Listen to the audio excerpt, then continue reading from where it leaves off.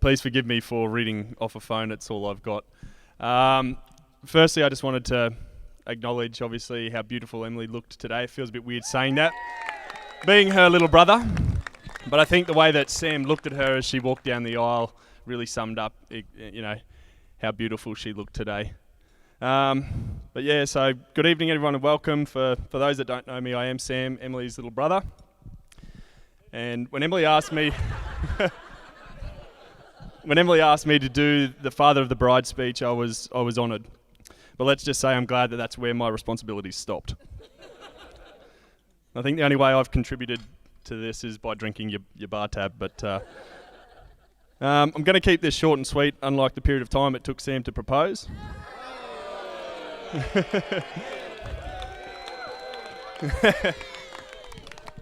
But I won't go into thanking everyone for coming. I'm going to leave that up to the two that have actually brought you here. But what I will say is I'm glad that you all made it. It was touch and go there for a while with the amount of planes that have been falling out of the sky. I'm sure there are multiple people who have played a role in the planning and organising of this tremendous occasion, but none more deserving of individual appreciation than Emily's Excel spreadsheet.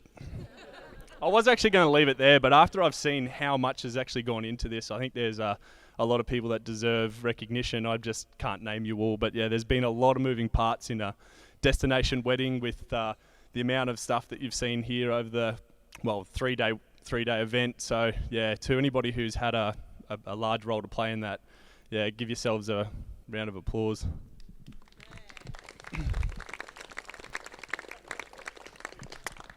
I know that there are many that unfortunately couldn't make it this evening, and I'm sure they're thinking of you both on your special day. There is one apology that I will mention, and that's our other brother Thomas. Rumour has it he's still holding a grudge after he kicked his ass at Monopoly at Christmas.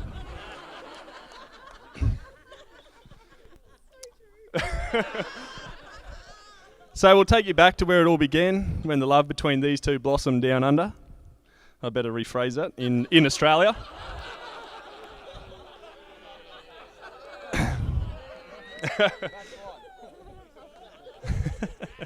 When a young British backpacker working for minimum wage took a fancy to his boss, allegedly, a role he's still trying to overturn.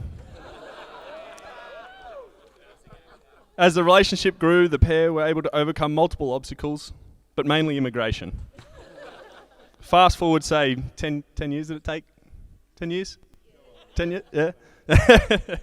And they've continued to love and grow together both personally and professionally. Emily has always been a loving, caring, smart, driven and organised individual that would do anything for her family and friends. And although the last 8 years you've lived on the other side of the world, you've never seemed that far away. Whether it be a phone call, a message or almost your yearly trip homes, you've always been there for not only me but for all of us. I can't express how deeply proud I am of the person you've become, and I'm sure Sam knows and appreciates truly how special you are. Well, apparently this is the part where I'm supposed to give you some marital advice, and despite how it looks, I'm neither married nor wise, so take from it what you will. As you continue on this roller coaster we call life, remember to love each other. Even in the moments when you struggle to like each other. Continue to surround yourself with friends who will strengthen your marriage, many like the ones you have here today. Laugh often, especially at each other, but most importantly, get good at saying sorry for things that you didn't do. Ladies and gentlemen, I'd like you to raise a glass as we welcome Sam into the family and to the bride and groom, Mr. and Mrs. Askham.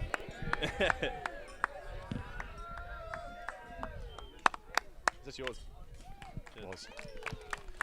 Ladies and gentlemen, Sam Sanders.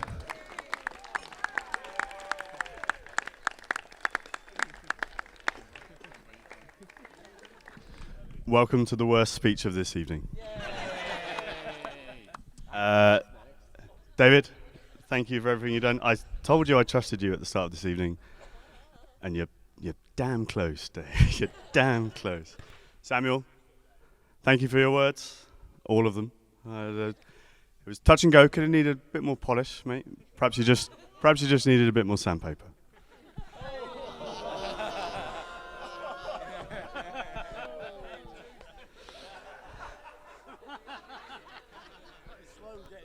Senores, Aussies, Poms, friends, family, and Schlid. It is my great honour to welcome you all to our wedding day. My wife and I would like to thank each and every one of you for being here with us to share this day. I can honestly say that if each and every one of you hadn't made the trip, today would have been cheaper.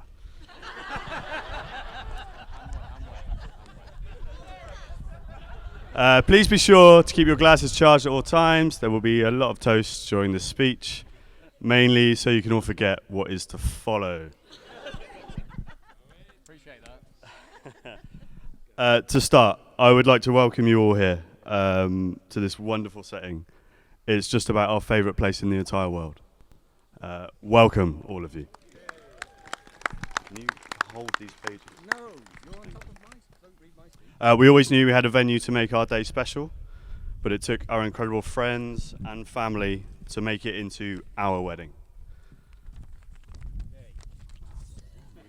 To everyone who has organised, borrowed, carried, climbed, camped and waterproofed, Emily and I offer all of you our sincerest of thanks. My first toast is to all of you here. If you can raise your glasses, to friends and family. Cheers.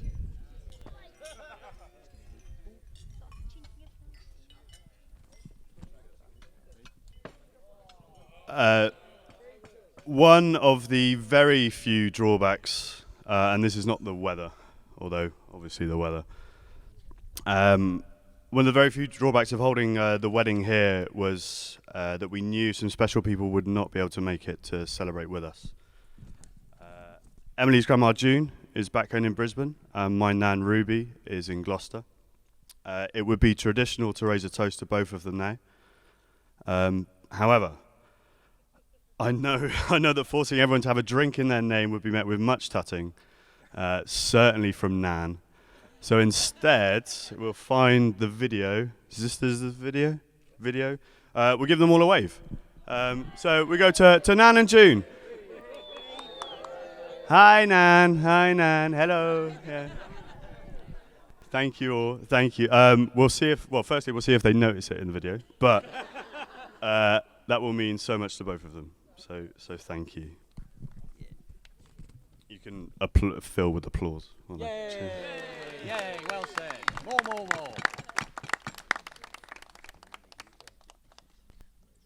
I've just done that. That's Owen did my printing.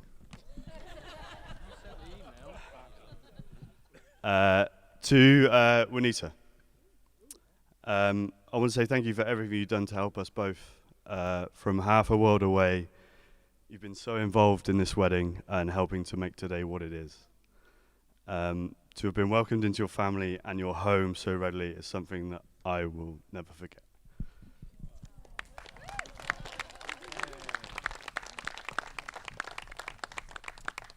I also want to thank both you and Ross from the bottom of my heart for raising such an intelligent, beautiful, wonderful woman. I could not be prouder to make her my wife, and I promise you here both today, now, that I will do everything in my power to keep her safe, protected, and loved.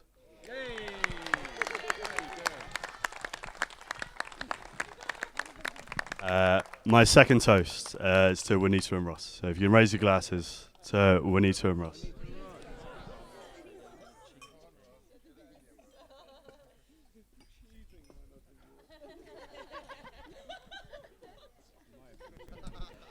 To Mum and Dad. Thank you both for raising such a wonderful, loving and caring son. Joe really is a wonderful guy.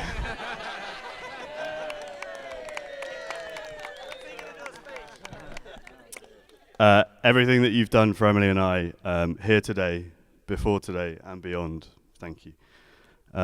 Today would have simply not been possible without both of you. Everything I am is an echo of both of you, and I feel so lucky and proud to have you both as my parents. So thank you both. A toast to my mum and dad, to Martin and Marcia.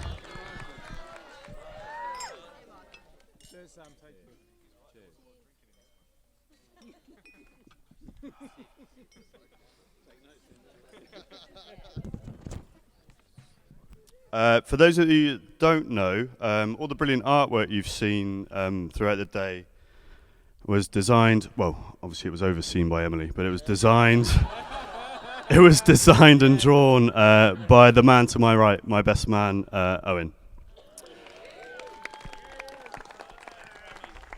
That's wrong. Can we do that again? Beneath that gruff northern exterior is a passionate, talented, but very pale man. Have you seen the lines? And I'm sure he won't mind me mentioning that he is available for all of your artwork needs. Oh my god. No. I've known Owen since I was 4 years old. That's just under 90% of my life to this point. And I can honestly say that I've been dreading what's about to happen for a significant part of that time.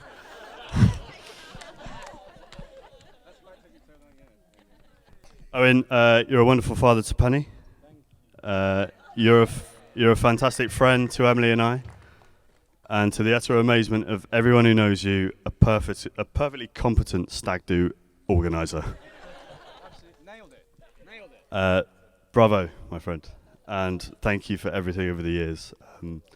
I look forward to communicating with you almost exclusively in film quotes for the rest of our days. Well, you can do it normal movie and blue movie. Emily.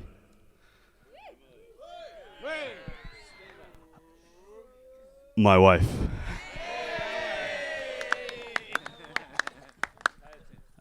In all the planning and hard work that led up to today, and there was a lot of it, I hadn't actually stopped to consider the moment that I saw you in your dress, walking up the aisle. The next bit is blank because I didn't write it, so I could just say it. You took my breath away today. If there's pictorial evidence, then I can't wait to see it, because it will capture what it was to be perfectly happy in that moment.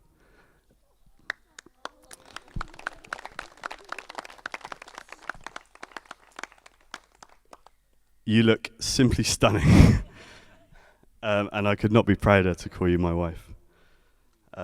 My biggest thanks goes to you, simply for being you and for sharing your life with me. Thank you.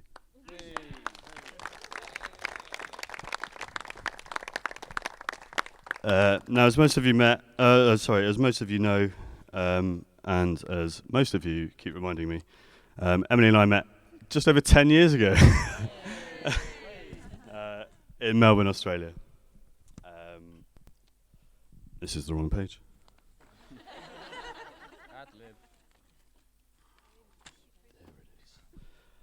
On a shared work trip to Tasmania, we took a drive to the top of Mount Wellington. As we heard earlier, Emily saw snow for the first time. As a European, I've just found this simply stunning. It's a grown woman, never seen snow.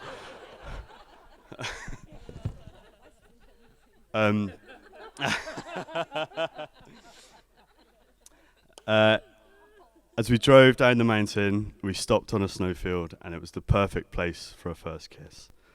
And it would have been perfect. It would have been perfect, except for the fact that I didn't do it. For reasons I still can't completely fathom. Thankfully, I took that chance further along the line, and we spent a very happy year living together in that wonderful city. We then took a very brave decision. You took a very brave decision to move to London with me. We fast forward 10 years, and we built a home and a life together in London. Whatever comes next for us, we'll now do it as husband and wife. And that makes me happier than anything. Emily, you're the kindest, most thoughtful, caring, intelligent, loyal, and loving person I've ever met. The fact that you're a spreadsheet guru is simply an added bonus and came in very handy over the last 6 months. I love you.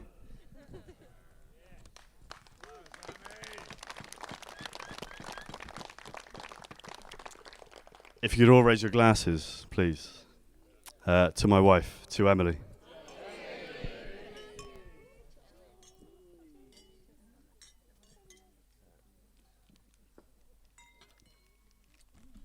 Last, but by no means least, the bridesmaids.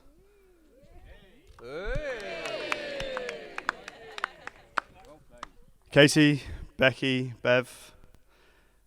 Emily told me a long time ago not to only mention how beautiful you look today, but it would be foolish of me not to start there. The three of you looked amazing today. Thank you for being there for Emily, for today, and over the course of her life. It would be remiss of me now not to mention one other person who couldn't be here today. For those who don't know, one of Emily's very best friends from home, Jamie, was due to be in the bridal party today. Jamie has been in the Australian Army for 10 years.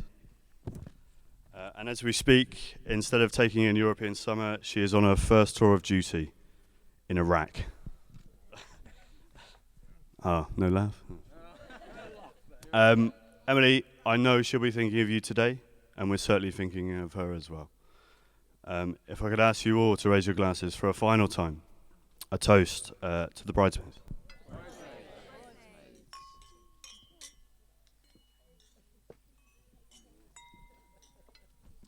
Bonus points if anyone had Iraq in word bingo for the speech. And now I fear I must hand over to the man to my right. He's been planning what's about to happen for the best part of a year, I think maybe more. I've seen very few things induce these levels of enthusiasm in this man as what he's done. Perhaps the only things that spring to mind are an Australian batting collapse or a perfectly constructed cheeseburger. Owen, win the crowd and you will win your freedom. On behalf of Emily and I, thank you all again for being here. I sincerely hope you have the most wonderful time. Enjoy this place. Have a great time. Thank you.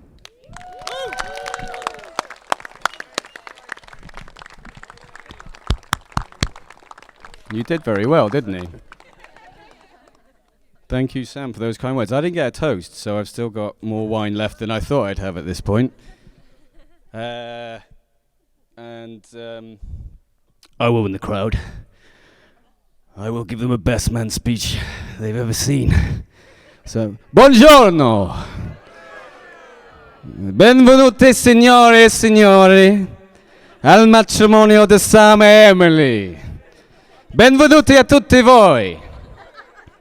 Welcome, ladies and gentlemen. G'day, mates. I'm Owen, but I've been round loads and nicked all your wine, so I'm sure you know me. But I have the privilege of giving the best man speech today. And firstly, I would like to say thank you all for being here. I know lots of people have mentioned it, but I'd like to thank you all for being here today to celebrate the wedding of Sam and Emily, now officially known as the Askhams. Or in Australian, Mr. and Mrs. A. Eh? In this incredible setting. And in my initial speech, it did say, which has seen fit to keep to Emily's plan and spreadsheet and briefing plan, which I didn't read, and not rain. But I've changed that, because if you marry an Englishman, the weather will follow. So just before I kick things off, I do need to get the legal bit out of the way. So if you'll bear with me. So here we go. Oh, this is difficult to read. Ooh, too much wine. So, paragraph 2, subsection 4 of the Best Man's Act, I, Owen, on pain of excruciating death, by Marcia, do swear in the next few minutes not to embarrass, implicate, shame, or otherwise besmirch Sam's good name on this, his wedding day. So, on that note, I'd like to thank you all for coming, and I wish you a pleasant evening. To the bride and groom. Come on now, I didn't get dressed up for nothing. So I've known Sam for over 30 years, and I know Sam mentioned it, and damn you for stealing my joke, but still, which is nearly as long as it took him to propose to Emily. Now, it wouldn't do the 30 years and counting justice, I guess, and counting depends on how the next few minutes go, but still. To sum them up in just a few sentences, but some of the highlights have included writing a book together, travelling the southwest of England really unsuccessfully. We recently won the Cricket World Cup. 6-hour binge. Thanks, Emily. Writing a German drinking song whilst heavily under the influence. German beer. And we've even invented something together. And Sam will be happy to explain the black trouser rule to each and every one of you later on. Cheers, mate. So the years passed and Sam grew from a shy and awkward teenager, and he became an equally shy and awkward 20-something-year-old.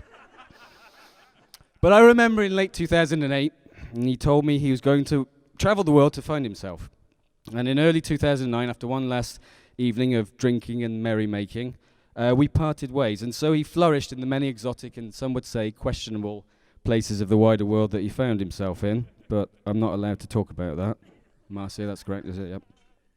Eventually landing on the shores of Oz through the exchange of emails and the odd Christmas Day phone call, Sam dropped the bomb. He'd found himself a girlfriend. Oh, isn't that cute? Being English, I'm extraordinarily sceptical, and I assumed Sam had wandered into the bush, no pun intended, and had conjured himself a girlfriend in some heat stroke-induced hysteria. Sam supplied sufficient photographic evidence, and my fears were alleviated. So, a few more years passed, and when Sam told me he was bringing this Shayla back to the UK, I knew I had to find the woman who had met herself such a hunk. Meeting Emily, I struggled with the language barrier for the first few years, but Sam was enamoured. They settled in our nation's great capital. God save the Queen. May her reign be long and glorious. And again, unfortunately, there is not enough time to do justice to all the fun times and happy memories of visiting Sam and Emily in those first few years in Brixton. But we had lots of fun together, and I remember those times very fondly. And the barbecue sauce incident on the carpet was very good. And now they've settled in Tooting, building their home together until Emily tells Sam that it's time to move back to Australia for good, at which point I will fight it out with Marcia over which one of us is going to weep the most. So, tissues at the ready. So for today I wanted to share with you all some of the qualities that I think really sum Sam up as a person. So, let's have a think. He's hairy. He snores. I slept next to him last night. He has a really frequent habit of taking his clothes off at the most inopportune moments in public. No, we're all good today. Locking people out of his house. And that's a personal favourite of mine. But one thing that really does sum Sam up, excusez-moi, where's that gentleman? He's disappeared. Oh, he's there. That's good. All right, I've had way too much wine. But one of the things that really does sum up as a person is his association. Everyone associates Sam with his affinity for sport. So Sam loves watching sport, he loves playing sport, he loves talking about sport, he loves betting on sport, he loves losing money on sport. And as a special treat, hang on, wait, what's that? Yes, I believe, yes, I can hear you, thank you. I believe that we can now go live. Owen has got what's that? A special wedding interview. Wow, this hardly ever happens. Now, unfortunately, Sam, I beg your pardon, Robbie Savage wasn't available, but I'm hearing that Alan Shearer is. So, as a special wedding interview, I believe we can cross over to Owen now. Owen, are you there? Are you there? Yes, I can hear you. Owen, yeah, you go ahead. Thanks, Owen. Yeah, appreciate that. So I'm here live with Alan Shearer. Alan, great to see you. Thanks for making it today. We're here to have a chat about, Sam and Emily's wedding. We're going to kick off with the first question. So, Alan, Sam, as we all know, was a bit of a ladies' man back in the day. Any comment on that? He's been one hell of a player. So, Alan, Sam marrying Emily, what do you make of that achievement? I think it's an incredible achievement. No surprise. Alan, in Australia there would have been some eligible bachelors vying for Emily's affections. It's an incredible achievement to see who he's gone past. I agree, Alan. Totally agree with your assessment there. The thing that I admire is the hard part is actually staying at the top. The easiest part is actually getting there, but the hardest part is staying there because everyone knows who you are, what you are, and everyone's trying to knock you off that perch. Alan, it's taken Sam nearly 10 years to propose to Emily. What do you make of that decision? Well, first and foremost, I was angry and sad. Did have a little bit of sympathy with Sam, but when you look at the whole picture, it was such a huge misjudgment, such a huge error. You're a happily married man. Alan, any advice for Sam? Get your feet under the table. Nice. Anything else? Go into the job with both eyes open. So, Alan, you've heard some of the stories of Sam in the shower after a rugby game. Any comment on that at all? They tell me he loves the tackle. Jeez. Moving on. Sorry to say, so no invite to the big day then, Alan? Yeah, I wasn't happy. Bitterly disappointed at the way that happened. Oh, I'm sorry to hear that. I mean, is there anything you'd like to say to Sam today about not getting an invite? I think that would be wrong for me to discuss that now, but I'm not very happy, as you can tell. Great to see you. I can't thank you enough. Anything else that you'd like to add? You were the best person I've spoken to all day. Well, thanks again, Alan. Taking the time to talk to me today about Sam and Emily's wedding. I know they'll be made up. Appreciate your time. Catch me in the bar for a drink later on. And back to you at Lake Como. My word. My word. Well, what can you say? So, I've got to find my place. Thank you again, Alan. Oh, my word. Oh, gosh, I have lost my pages. Oh, I will do. Thank you. Rain it on me. Scusi, signore. So, thanks, Alan. And Owen. Owen, for that exclusive interview. What a handsome chap. And thanks to you again, once again, Alan Shearer. So, following that exclusive chat with Alan, I was posing another couple of questions about today. The first was why Sam and Emily are so well suited. Easy answer. Emily's Australian. Sam's partial to her ball tampering. And come on, it writes itself. But then think about it a little bit more. And on a serious note, Sam and Emily make a great team. And they always make time for each other and each other's friends and family, and they encourage and share in each other's interests and ambitions. And Emily will get Sam to weigh out chicken without her even asking. And that is love. So, and then I was pondering another question, which was asked of me, and that was why I should be the best man. Free heckle, anybody. Well, again, I had an initial response. Emily asked me to be Sam's best man, and it would have been rude to refuse a request of the bride on her wedding day. But the other answer is that Sam is my best friend, and to be part of today and to have contributed to something that Sam and Emily can look back on with many happy memories in the years to come is a real privilege. And I am very proud to be part of their wedding and to be stood here in front of you all speaking about them today. So thank you. But to sum up my feelings for Sam and Emily for today and in the future, I think... yes? No? Yes, I can hear you. Yes. Oh my God, what excellent timing again.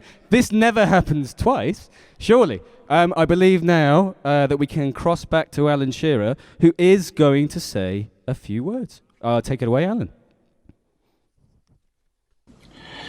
Hi Sam, hi Emily. I know you're a big Newcastle fan, Sam, so I just want to say have a fantastic day. Congratulations on your wedding, and I hope you have a long, happy, successful life together. Thanks.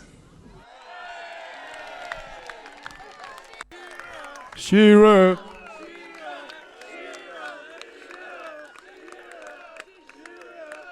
Did you like that? Shall we play it again? You can have that. It's on my memory stick. Thank you again, Alan. God, I love that guy. So, ladies and gentlemen, I would very quickly once again like to thank you all for being here and travelling so far to celebrate with Sam and Emily. Sam and Emily. And it's a testament to how much we all love you both, that everyone has travelled so far today. And I know everyone has mentioned, but I think a little bit of ad-lib, that lots of people have said lots of similar things. So again, it's a testament to how everybody feels and thinks about you, which is great to hear. A mention also to Sam, to the people that can't be here. Again, I know that we've spoken about that. A mention also to Sam and Emily's parents and all the help and effort that you guys have put in to make today so special for them both. So thank you.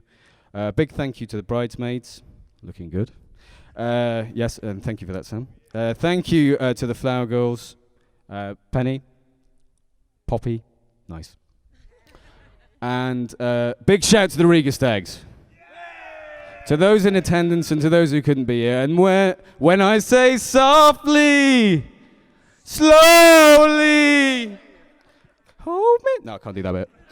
And to the staff here, thank you very much. And for all those who have contributed in making today so special for Sam and Emily. So without further ado, if you would please stand, charge your glasses, and it is my pleasure to raise a toast to the bride and groom, to Emily, and as it is his wedding as well, better toast to Sam.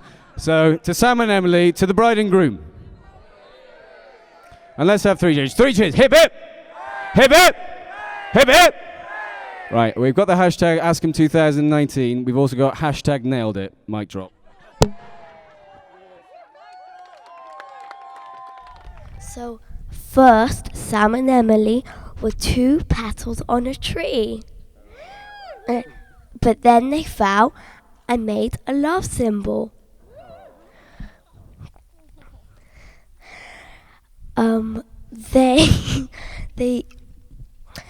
Now they were partners and then marriage. But then when the petals crinkle up and they die, they will always love each other. And just one more thing to say. So that brings the formal part of proceedings to a close. Thank you, Sam and Emily, for an amazing day. Enjoy the evening.